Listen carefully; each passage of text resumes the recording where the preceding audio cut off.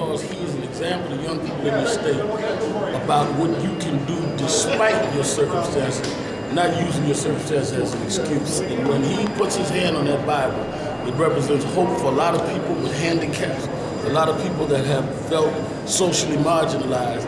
And he did it not using that as his badge of honor. He did it by excelling and being competent. I think it's a proud day for New York, and it's a proud day for this country, because David Paterson has made the American dream live in Albany this year. Reverend, what do you tell folks who may be concerned about whether David Paterson is too liberal for New York? They should get in meetings with him. He is probably the most conservative of our generation of black leadership.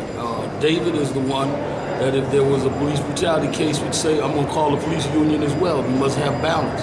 So I don't think that there's a problem of David being too liberal at all. I mean, David and I have debated and argued on issues. I can't think of an issue that David didn't try to moderate us on.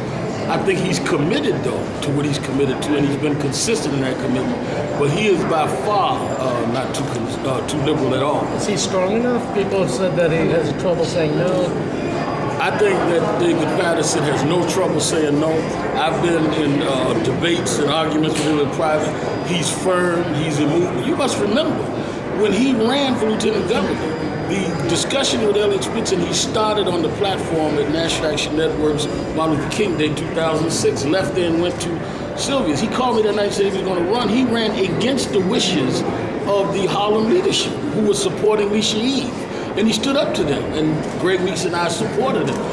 When he ran for public advocate in '93, they didn't want him to run. He stood up to them. If you look at his career, none of his appointments was given to him. He learned, he was mentored by a lot of the establishment, but they never supported him. So here's a tough guy, and I think that he's sitting in the right seat. Another governor that said, speak softly but carry a big stick. Watch out for David's stick.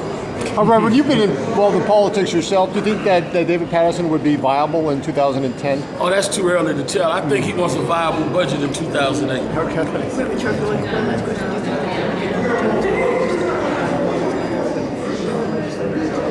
I hope not. I think that he's committed, though, to dealing with a budget, and then he'll deal with his other agendas. He's very sober in my discussion. What should Elliot Spitzer do with his campaign funds? There's about $2.9 million that Spitzer has. There's about $2.9 million that Spitzer has in his campaign funds. What should he do with that money? I have no idea. I've never been an advisor to Mr. Spitzer. How you doing?